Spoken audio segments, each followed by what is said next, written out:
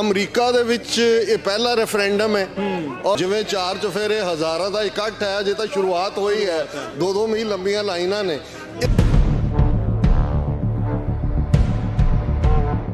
ਇਹ ਭਾਰਤੀ ਹਕੂਮਤ ਦੇ ਇਸ ਪ੍ਰੋਪੇਗੈਂਡੇ ਨੂੰ ਵੀ ਕਿ ਬਾਹਰ ਇਹ ਤਾਂ ਐਵੇਂ ਚੰਦ ਜਿਹੜੇ ਨੇ ਇਹਨਾਂ ਨੇ ਦੁਕਾਨਾਂ ਖੋਲੀਆਂ ਹੋਈਆਂ ਆਪਣਾ ਸੌਦਾ ਵੇਚਣ ਨੂੰ, ਇਸ ਗੱਲ ਨੂੰ ਵੀ ਇਹ ਤੋੜ ਦਿੱਤਾ ਨੇ। ਦੱਸ ਦਿੱਤਾ ਹੈ ਕਿ ਅਮਰੀਕਨ ਸਿਟੀਜ਼ਨਸ਼ਿਪ ਦੀ ਕੀ ਵੈਲਿਊ ਹੈ ਕਿ ਇੱਕ ਸਿਟੀਜ਼ਨ ਜਿਸ ਦਾ ਪਲਾਟ ਅਜੇ ਬਣ ਰਿਹਾ ਸੀ, ਉਹਨਾਂ ਨੇ ਇੰਡੀਆ ਦੇ ਨਾਲ ਪ੍ਰੈਜ਼ੀਡੈਂਟ ਬਾਈਡਨ ਨੇ 26 ਜਨਵਰੀ ਜਾਣ ਤੋਂ ਨਾ ਕਰ ਦਿੱਤੀ।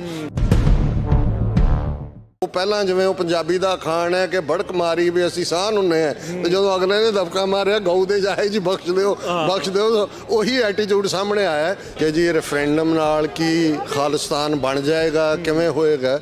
ਤੇ ਮੇਰਾ ਇਹ ਕਹਿਣਾ ਸੀ ਕਿ ਦੇਖੋ 3 ਕਿਸਮ ਦੇ ਰੈਫਰੈਂਡਮ ਹੁੰਦੇ ਨੇ। ਜਿਹੜਾ ਕਮਿਊਨਿਟੀ ਦਾ ਪ੍ਰੈਸ਼ਰ ਹੈ ਕਿ ਕੱਲ ਨੂੰ ਅਸੀਂ UN ਦੇ ਲੈਵਲ ਦੇ ਉੱਤੇ ਪ੍ਰੈਸ਼ਰ ਬਿਲਡ ਕਰੀਏ ਕਿ ਭਾਈ ਇਹ ਕੌਮ ਆਪਣਾ ਅੱਡ ਮੁਲਕ ਚਾਹੁੰਦੀ ਹੈ, ਸਾਡੇ ਹਿਸਟੋਰੀਕਲ ਰੀਜ਼ਨਸ ਨੇ, ਅਸੀਂ 1849 ਤੱਕ ਇੱਕ ਰਾਜ ਭਾਗ ਦੇ ਮਾਲਕ ਸੀ, 1947 'ਚ ਅਸੀਂ ਤੀਸਰੀ ਧਿਰ ਸੀ, ਔਰ ਪਿਛਲੇ ਆਲਮੋਸਟ 37 ਸਾਲਾਂ 'ਚ 47 ਤੋਂ 84 ਤੱਕ ਅਸੀਂ ਪੀਸਫੁਲੀ ਸਟਰਗਲ ਕੀਤਾ ਹੈ।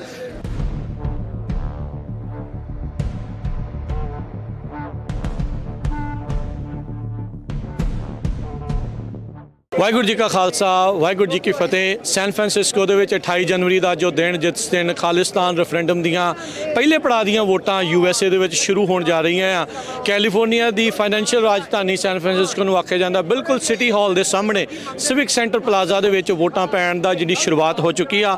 ਆਪਣੇ ਨਾਲ ਡਾਕਟਰ ਅਮਰਜੀਤ ਸਿੰਘ ਜੀ, ਸਿੱਖ ਬੁੱਧੀਜੀਵੀ, ਸਿੱਖ ਹਿਸਟੋਰੀਅਨ, ਉਹ ਆਪਣੇ ਨਾਲ ਜੁੜੇ ਆ। ਡਾਕਟਰ ਸਾਹਿਬ ਵਾਹਿਗੁਰੂ ਜੀ ਕਾ ਖਾਲਸਾ, ਵਾਹਿਗੁਰੂ ਜੀ ਕੀ ਫਤਿਹ। ਹਾਂਜੀ ਭਾਈ ਸਾਹਿਬ, ਤੁਹਾਨੂੰ ਵੀ ਔਰ ਪੰਜਾਬੀ ਰੇਡੀਓ USA ਦੇ ਤਮਾਮ ਸਰੋਤਿਆਂ ਨੂੰ ਔਰ ਦਰਸ਼ਕਾਂ ਨੂੰ ਵੀ ਵਾਹਿਗੁਰੂ ਜੀ ਕਾ ਖਾਲਸਾ, ਵਾਹਿਗੁਰੂ ਜੀ ਕੀ ਫਤਿਹ। ਸੋ ਬੜੇ ਇੰਤਜ਼ਾਰ ਸੀ ਅੱਜ ਦੇ ਇਸ ਦਿਨ ਦਾ। ਡਾਕਟਰ ਅਮਰਜੀਤ ਸਿੰਘ ਜੀ, ਕਿੱਦਾਂ ਲੱਗ ਰਿਹਾ ਹੈ? ਦੇਖੋ, ਅੱਜ ਦਾ ਦਿਨ ਇੱਕ ਇਤਿਹਾਸਕ ਦਿਨ ਹੈ। ਇਤਿਹਾਸਕ ਇਸ ਲਈ, ਇੱਕ ਤਾਂ ਜਿਸ ਥਾਂ ਤੇ ਅਸੀਂ ਖੜੇ ਹਾਂ ਸਿਵਿਕ ਸੈਂਟਰ, ਜਿੱਥੇ ਅੱਜ ਵੋਟਾਂ ਦਾ ਆਗਾਜ਼ ਹੋਇਆ, ਇਹ ਉਹੀ ਥਾਂ ਹੈ ਜਿੱਥੇ 10 ਦਸੰਬਰ 1948 ਨੂੰ 50 ਮੁਲਕਾਂ ਦੇ ਨੁਮਾਇੰਦਿਆਂ ਨੇ ਇਕੱਠੇ ਹੋ ਕੇ UN charter of human rights ਐਲਾਨਿਆ ਸੀ, ਤੇ ਰਾਈਟ ਆਫ ਸੈਲਫ ਡਿਟਰਮੀਨੇਸ਼ਨ ਉਸ ਚਾਰਟਰ ਦਾ ਹੀ ਹਿੱਸਾ ਸੀ। ਉੱਥੇ ਹੀ ਹੋ ਔਰ ਉਹਦੇ ਚੋਂ ਹੀ ਫਿਰ ਜਨੀਵਾ ਪ੍ਰੋਟੋਕਾਲ ਜਾਂ ਇੰਟਰਨੈਸ਼ਨਲ ਲਾਅ ਬਣੇ। ਸੋ ਇਸ ਮੁਕਾਮ ਦੀ ਵੀ ਅਹਿਮੀਅਤ ਹੈ ਸਿਵਿਕ ਸੈਂਟਰ 'ਚ ਹੋਣਾ। ਅਮਰੀਕਾ ਦੇ ਵਿੱਚ ਇਹ ਪਹਿਲਾ ਰੈਫਰੈਂਡਮ ਹੈ ਔਰ ਕਿਉਂਕਿ 18 ਜੂਨ ਨੂੰ ਭਾਈ ਹਰਦੀਪ ਸਿੰਘ ਨਿੱਜਰ ਦਾ ਕੋਲਡ ਬਲੱਡਡ ਮਰਡਰ ਹੋਇਆ, ਤੇ ਜਿਹੜਾ ਦੁਸ਼ਮਣ ਦਾ ਇੰਟੈਂਟ ਸੀ ਕਿ ਉਹ ਇੱਕ ਖੌਫ ਪੈਦਾ ਕਰੇਗਾ, ਉਹਦਾ ਵੀ ਟੈਸਟ ਸੀ। ਹਾਲਾਂਕਿ ਸਰੀ 'ਚ 2 ਵਾਰ ਵੋਟਾਂ ਪਈਆਂ ਔਰ ਹੁਮਾ ਕੇ ਸਿੱਖ ਸੰਗਤਾਂ ਆਈਆਂ, ਔਰ ਉਸ ਲਿਹਾਜ਼ ਨਾਲ ਪਹਿਲੀ ਵਾਰ ਇੱਥੇ ਹੋਣਾ। ਔਰ ਮਿਡਨਾਈਟ ਤੋਂ ਬਾਅਦ ਜਿਵੇਂ 4 ਚੁਫੇਰੇ ਹਜ਼ਾਰਾਂ ਦਾ ਇਕੱਠ ਹੈ, ਅਜੇ ਤਾਂ ਸ਼ੁਰੂਆਤ ਹੋਈ ਹੈ। 2-2 ਮੀਲ ਲੰਬੀਆਂ ਲਾਈਨਾਂ ਨੇ। ਇਹ ਭਾਰਤੀ ਹਕੂਮਤ ਦੇ ਇਸ ਪ੍ਰੋਪੇਗੈਂਡੇ ਨੂੰ ਵੀ ਕਿ ਬਾਹਰ ਇਹ ਤਾਂ ਐਵੇਂ ਚੰਦ ਜਿਹੜੇ ਨੇ ਇਹਨਾਂ ਨੇ ਦੁਕਾਨਾਂ ਖੋਲੀਆਂ ਹੋਈਆਂ ਆਪਣਾ ਸੌਦਾ ਵੇਚਣ ਨੂੰ, ਇਸ ਗੱਲ ਨੂੰ ਵੀ ਇਹ ਤੋੜ ਦਿੱਤਾ। ਥਰਡਲੀ, ਅਮਰੀਕਾ ਦੇ ਲਿਹਾਜ਼ ਨਾਲ ਇਹ ਬਹੁਤ ਇੰਪੋਰਟੈਂਟ ਹੈ। ਜਦੋਂ 29 ਨਵੰਬਰ ਨੂੰ ਇੰਡਾਇਕਟਮੈਂਟ ਨਿਖਿਲ ਗੁਪਤਾ ਦੇ ਖਿਲਾਫ ਫਾਈਲ ਕੀਤੀ ਗਈ, ਸੋ ਇਹ ਜ਼ਾਹਰ ਹੈ ਕਿ ਪਹਿਲੀ ਵਾਰ ਅਮਰੀਕਾ ਦੀ ਧਰਤੀ ਤੇ ਟਰਾਂਸਨੈਸ਼ਨਲ ਰਿਪਰੈਸ਼ਨ ਦਾ ਕੋਈ ਵਾਕਿਆ ਇਸ ਲੈਵਲ ਤੇ ਹੋਇਆ। ਅਮਰੀਕਨ ਏਜੰਸੀਆਂ ਵੀ ਇਹਨੂੰ ਵਾਚ ਕਰ ਰਹੀਆਂ ਕਿ ਭਾਈ ਜਿਸ ਕਾਜ਼ ਦੇ ਲਈ ਕੋਈ ਬੰਦੇ ਨੂੰ ਮਾਰਨ ਤੱਕ ਜਾ ਰਹੇ ਸੀ, ਉਹਦੀ ਗਰਾਊਂਡ ਦੇ ਉੱਤੇ ਹਮਾਇਤ ਕਿੰਨੀ ਹੈ।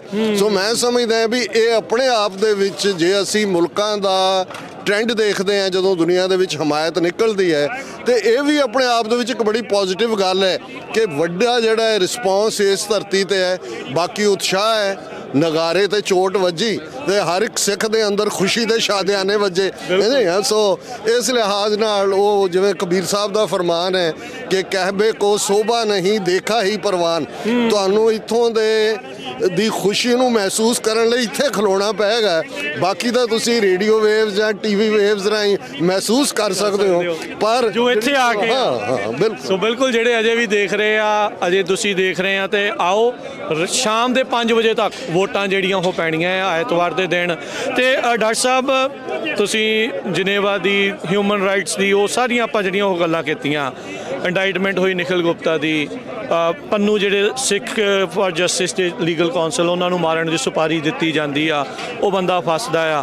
ਫਿਰ FBI ਕੁਛ ਦਿਨ ਪਹਿਲਾਂ ਹੀ ਇਹ ਇੱਕ ਜਿਹੜਾ ਆਡੀਓ ਮੈਸੇਜ ਉਹਨਾਂ ਦਾ ਆਉਂਦਾ ਆ ਵੀ ਭਾਈ ਤੁਹਾਨੂੰ ਕਿਸੇ ਵੀ ਤਰੀਕੇ ਦੇ ਨਾਲ ਕੋਈ ਡਰ ਪਾਉਣ ਦਾ ਭੈ ਕਰਦਾ ਆ, ਕਿਉਂਕਿ ਆਪਾਂ ਅਕਸਰ ਦੇਖਦੇ ਹਾਂ ਲੋਕਾਂ ਨੂੰ ਕਹਿੰਦੇ ਉੱਥੇ ਆ ਕੇ ਗੱਲ ਕਰੋ ਵੀ ਉੱਥੇ ਆ ਕੇ ਗੱਲ ਕਰੋ, ਜਿਹੜੇ ਹੁਣ ਇੱਥੇ ਗੱਲ ਕਰ ਰਹੇ ਆ ਉਹਨਾਂ ਦਾ ਉਹਦਾ ਕੋਈ ਜਵਾਬ ਨਹੀਂ ਹੁੰਦਾ।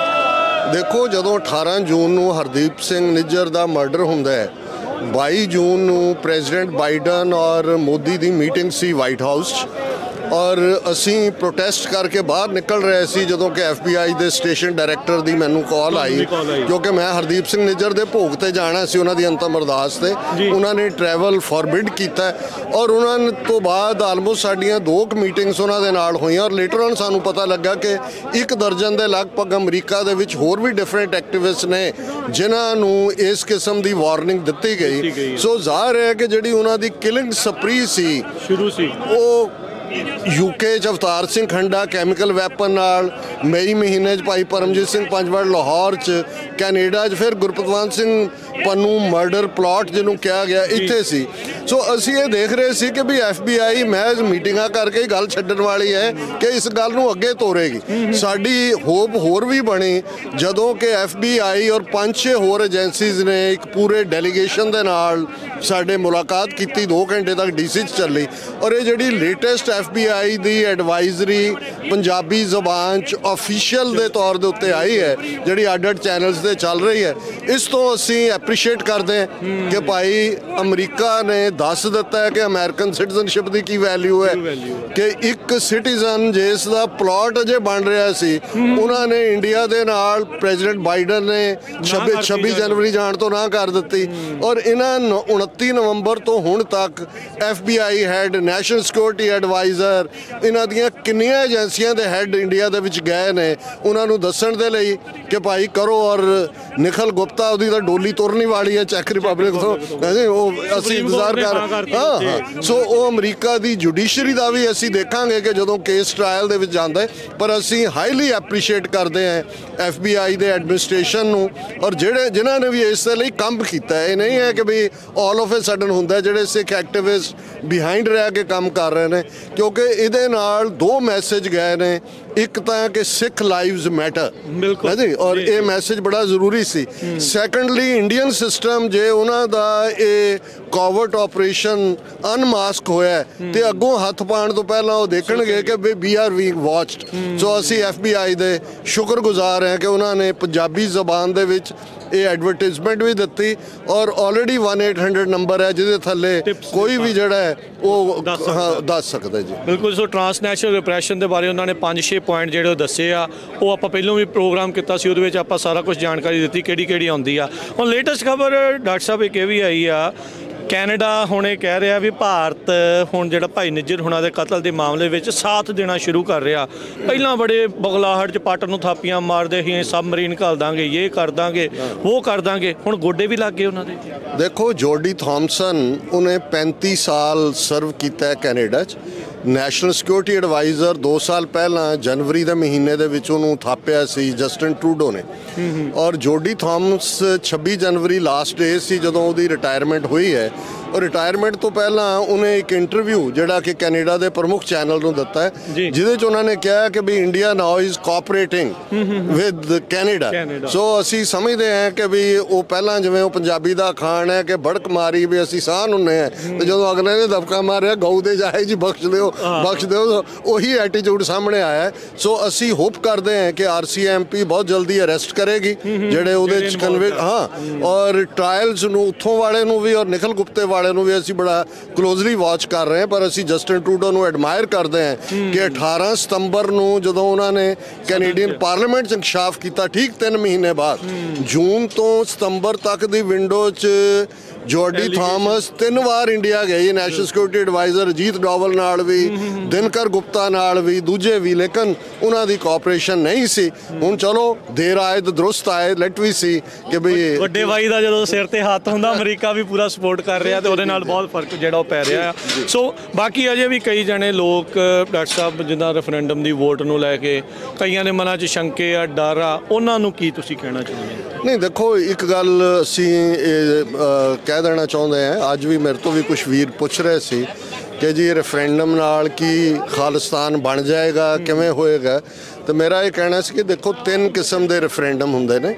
एक UN स्पॉन्सर्ड हुंदा है, जो यूनाइटेड नेशनस कहते हैं भी वोटां पवाए, जिवें ईस्ट तैमूर दे विच होया, साउथ सुडान दे विच होया इंडिपेंडेंट। सैकंडली हुंदा है कि जिस कंट्री दे लोग अड होना चाहुंदे ने वो कंट्री दे गवर्नमेंट कहे जी असीं तुहाडे नाल पुछ लैने आ तुहानूं, जिवें क्यूबैक च होया 1980 च, 1995 च, स्कॉटलैंड च होया 2016 च मोस्ट लाइकली।